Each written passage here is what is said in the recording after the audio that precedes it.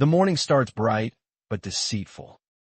It's like waking up to a sunny day with clear skies, only to realize it was just the calm before the storm. Move, she snarls without looking back. The masteress on his way. You step aside just as a slave owner walks past with a whip in hand. His sandals are worn but clean, unlike yours which have long since disintegrated. You'll fix this by nightfall, he demands before walking off without another glance. Where you want to eat. But here's the thing. If you think fixing a broken fence is hard, try doing it with no tools and while being watched closely for any sign of slacking. Start washing these, she orders without waiting for a reply. And don't forget the kitchenware too. You take one look at the stack of clay pots and plates covered in grime and think this is going to be a long day, but probably not. As you lug the buckets back, your arms scream in protest. It's like carrying groceries up 5 flights of stairs every time, all day. And just when you thought it couldn't get worse. Careful, you say, but the kid doesn't hear you over his laughter. He steps right between your feet with a squeal. You have to stop or risk stepping on him. But here's what nobody expected. You won't last long, he whispers before darting away. Nobody does. You blink, trying to process the sudden reminder of your precarious position. And that's all before breakfast. But probably not. The thought lingers nobody lasts long here. It's a constant undercurrent, ever-present and unspoken. But the real question is, how will today be different? And that's when everything changes. Your stomach drops as you realize just how fragile your existence truly is. It's a reminder of what could happen if you slip up. But probably not. But the day's only just begun. And that leaves you wondering. How bad could it really get? But here's the thing. You glance around at the other slave huts scattered about like discarded toys in an abandoned playground. Suddenly, you hear footsteps approaching and turn to see a stern-faced overseer with a whip in hand. You will report for the day's labor, he says. But here's the thing. You have no idea what that means. You follow him down a dirt path towards what looks like an olive grove and a field of grapevines stretching out as far as the eye can see. But just when you thought it couldn't get worse, your mind races ahead. What if this is all just the beginning? You think slave life will be about backbreaking work. Maybe it involves long hours of boring, repetitive tasks. Actually, it's much worse. You start to realize that every day is a gamble. You work tirelessly under the blazing sun, but there's no set schedule or routine. It's like Uber, but with horses and plague. One moment you're digging irrigation ditches. The next, you're being forced to build walls. And just when you think you've found your rhythm, everything changes. The overseer points at you and leads you into a small workshop. Inside, the air is thick with sawdust and the sound of hammering fills your ears. Your mind reels. How did this happen? But here's what nobody expected your new job isn't farming or construction. It's something far more dangerous. You'd think your day would end once you're assigned to this workshop. Maybe you'll spend the rest of your shift sharpening chisels or stacking stones. Actually, it's far more sinister than that. You realize with a growing sense of dread that you're part of something much bigger and darker than you ever imagined.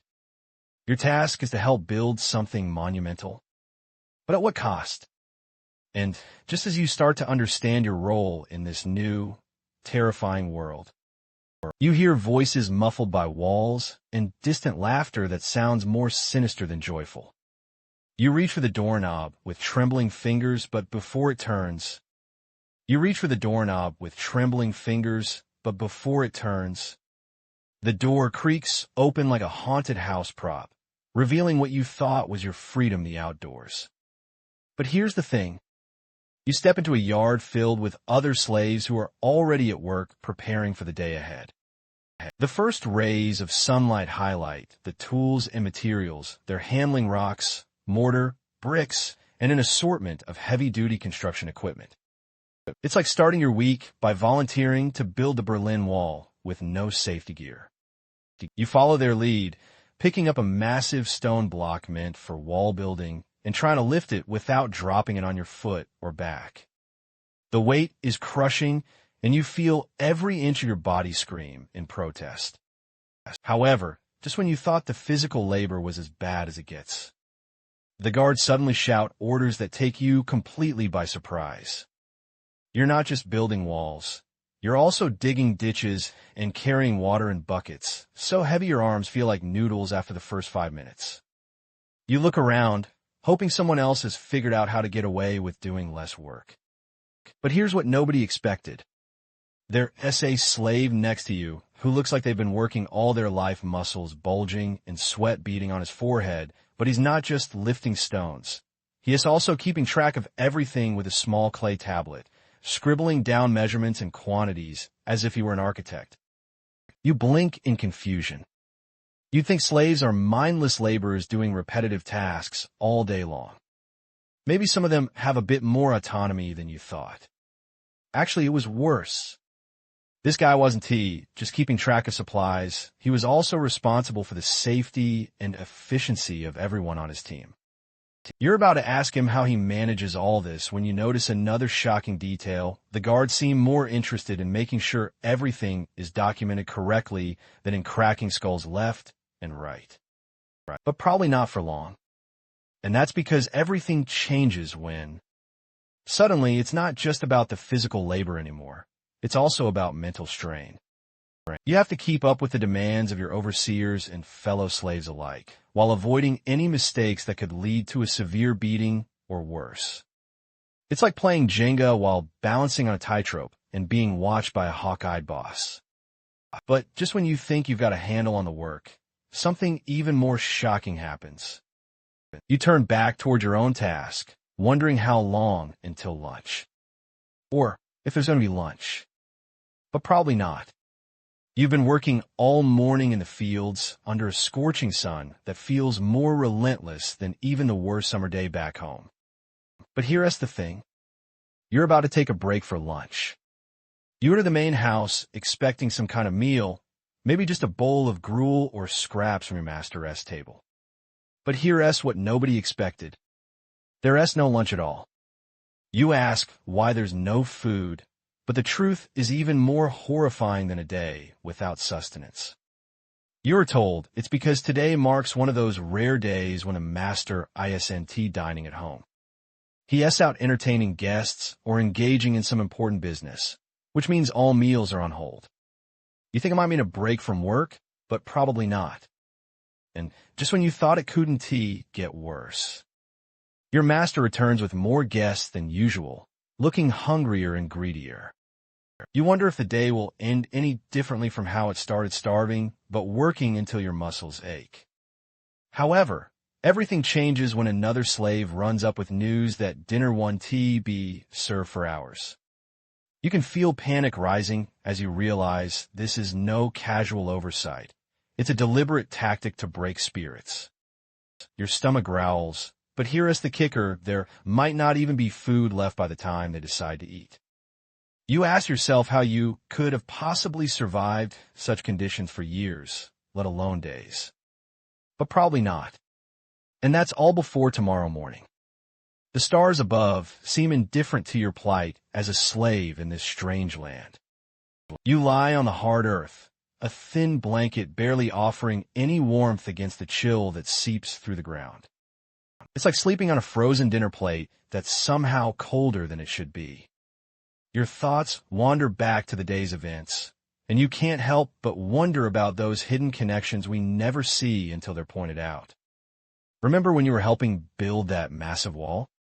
The stones fit together like a puzzle, each one carefully placed. But here's what nobody expected. It wasn't just bricks and mortar. It was also a reminder of your worthlessness. Each stone laid was a silent statement that your value was measured in physical labor alone. You think back to the marketplace earlier today, where you were briefly allowed out under strict supervision.